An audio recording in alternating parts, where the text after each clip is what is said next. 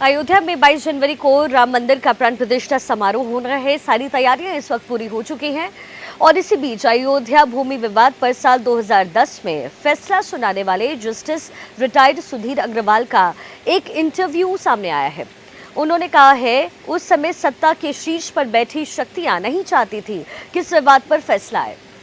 दैनिक जागरण को दिए गए इंटरव्यू में इन्होंने कहा कि आज मंदिर के प्राण प्रतिष्ठा समारोह की तैयारियां इस वक्त चल रही है, लेकिन जब इलाहाबाद हाई कोर्ट में इस मामले की सुनवाई चल रही थी तब स्थिति अनुकूल नहीं थी, पॉजिटिव नहीं थी। उन्होंने कहा कि हाई कोर्ट में जो सुनवाई हो रही थी वो तथ्यों के आधार पर हो रही थी, लेकिन कुछ शक्तियां ऐसी थी जो फैसला नहीं आने देना चाहती थी। उन्होंने ये भी कहा कि हाई कोर्ट में इस विवाद की सुनवाई तथ्यों और दलीलों के आधार पर चल रही थी, लेकिन बाहरी शक्तियां फैसला नहीं आने देना चाहती थी। सुनवाई के दौरान जस्टिस रिटायर्ड सुधीर अग्रवाल ने 3 सदस्य वाली बेंच का हिस्सा थे और उन्होंने कहा कि जुलाई 2010 में जब इस विवाद पर फैसला सुरक्षित रखा गया तब सरगर्मियां उस वक्त बढ़ गई।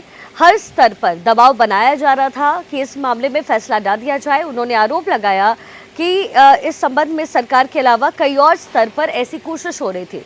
सुधीर अग्रवाल ने यह भी बताया कि फैसला सुनाने के कुछ दिन बाद एक वरिष्ठ जज ने उन्हें एक बंद कमरे में बुलाया और उन्होंने कहा था कि केंद्र सरकार नहीं चाहती कि इस मामले में फैसला सुनाया जाए। उस समय केंद्र में कांग्रेस के नेतृत्व वाली यूपीए 2 सरकार थी।